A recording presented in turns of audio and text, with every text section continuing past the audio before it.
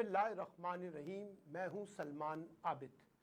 आज हम गुफ्तगू करेंगे अमेरिका, भारत और पाकिस्तान या रीजनल पॉलिटिक्स के तनाजुर में। और ये बात सबसे ज़्यादा इल्मी और फिक्री या सियासी हलकों में ज़ेरे बहस रहती है कि अमेरिका पाकिस्तान का दोस्त है या दुश्मन है। क्या अमेरिका पाकिस्तान को एक स्टेबल पाकिस्तान के तौर पे देखना चाहता है या डिस्टेबलाइजेशन की बेसिस पे पाकिस्तान में अदम इस्तेहकाम को रखना उसकी सियासी ज़रूरत है।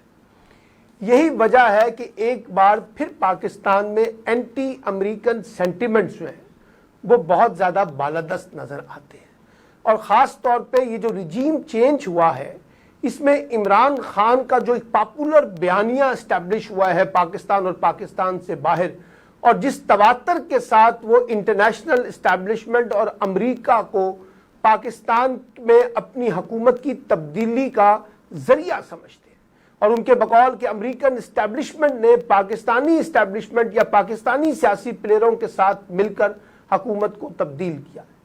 अब सवाल यह है कि अमेरिका चाहता क्या है। देखिए, इस वक्त 5-6 बालादस्त किस्म के एजेंडे हैं। पहला अमेरिकन एजेंडा यह है कि पाकिस्तान इस खित्ते की सियासत में भारत की चौधराहट या भारत की हेजमनी को कबूल करे और वो तस्लीम करे कि भारत जो है वो उसके सामने अपने आप को दूसरी शख्सियत के तौर पर पेश करे। यानी भारत की बालादस्ती उसको मेंटेन रखा जाए, उसको जहनी तौर पे, उसको सियासी तौर पे एक्सेप्ट किया जाए। दूसरा बड़ा मसला यह है कि मसला कश्मीर पे पाकिस्तान ज्यादा शोर ना मचाए और बात मामलात के अंदर एक रवायती अंदाज इख्तियार कर ले, और जो इस वक्त पाकिस्तान का कश्मीर के बारे में नैरेटिव है उस पर अपने आप को ठंडा करे और भारत के मौक़िफ़ के ऊपर सर तस्लीम खम किया जाए। तीसरा यह है कि वो चाहता है कि अफगानिस्तान के मामले में पाकिस्तान हर वो काम करे जो अमेरिकन मफादात को तक़वियत देते हैं। चौथा वो ये कह रहा है कि पाकिस्तान इसराइल को तस्लीम करने में हिचकिचाहट का मुजाहरा ना करे बल्कि इनिशिएटिव ले। और पांचवा वो ज़मीनी और फ़िज़ाई रास्ते अमेरिका पाकिस्तान के साथ मांगने की कोशिश कर रहा है।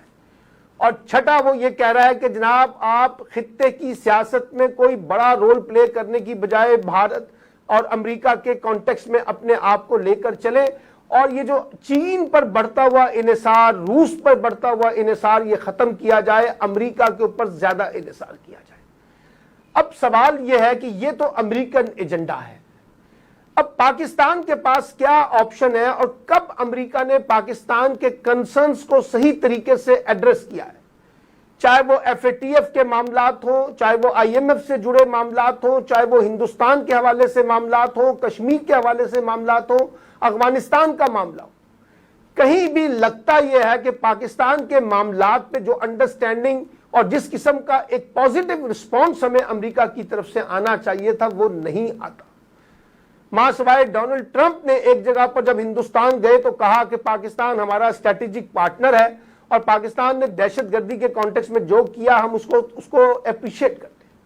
अब पाकिस्तान ने दहशतगर्दी की जंग में जो कलीदी किरदार अदा किया दुनिया में, उसकी भी एप्रिसिएशन हमें अमेरिका की तरफ से नहीं मिलती, और बार बार हम पे डाउट्स पैदा किए जाते हैं, हम पे शकूक व शुबात लगाए जाते हैं, हम पे इल्जामात लगाए जाते हैं, और भारत की किसी बात के ऊपर अमेरिका उसको कहीं बास पुरस्त करने के लिए तैयार नहीं है। ना उनके ऊपर कोई जवाबदेही का निज़ाम है, ना उनको कहीं अकाउंटेबल किया जाता है, ना उनको कहा जाता है कि पाकिस्तान के कंसर्न्स पे भारत पॉजिटिव रिस्पॉन्स दे।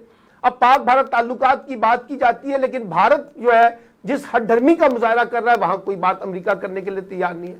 कश्मीर के मौक़िफ़ पे जो रवैया है वो कोई इख्तियार करने के लिए तैयार नहीं है। अफगानिस्तान में भारतीय एजेंसी जो है, खुफिया एजेंसी, जिस किस्म के काम वहां डिस्टेबलाइजेशन के कर रही है, अदम इस्तेहकाम पैदा कर रही है, उस पर भारत खामोश है। ये जो खास तौर पे प्रॉक्सी वॉर हिंदुस्तान ने अफगानिस्तान में शुरू कर रखी है उस पर खामोशी है।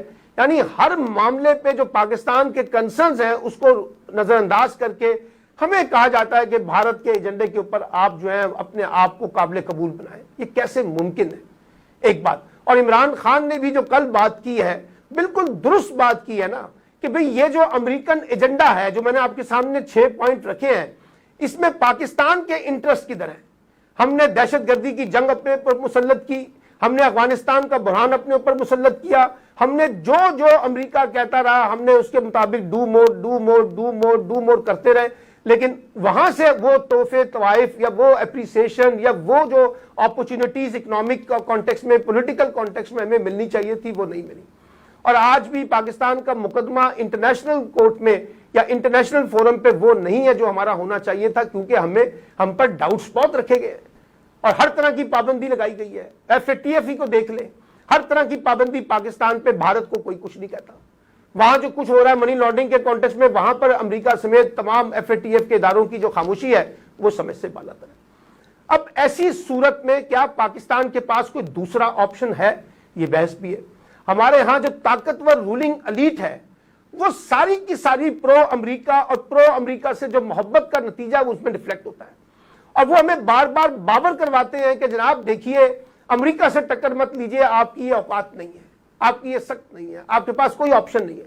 ابھی ہمارے دو حضرات جو ہیں نجم سیٹھی صاحب اور حسین حقانی صاحب، انہوں نے پاکستان کو مشورہ دیا ہے کہ جناب فوری طور پر اسرائیل کو تسلیم بھی کر لیں اور پاکستان کے فضائی اور زمینی راستے جو ہیں وہ بھی امریکہ کے حوالے کر دیں، ادروائز امریکہ آپ کو چھوڑے گا نہیں۔ یعنی ہر دانشور جو ہے وہ آ کے ہمیں جھاڑتا ہے، ہم پہ جو ہے نا وہ اپنی بٹھاتا ہے اور ہمیں کہتا ہے کہ جناب آپ سرنڈر کر لیں۔ کوئی امریکہ کے سامنے بات کرنے کے لیے تیار نہیں ہے کہ بھی امریکہ کو کیا کرنا چاہیے، بھارت جو کچھ کر رہا ہے اس پہ کوئی بات کرنے کے لیے تیار نہیں۔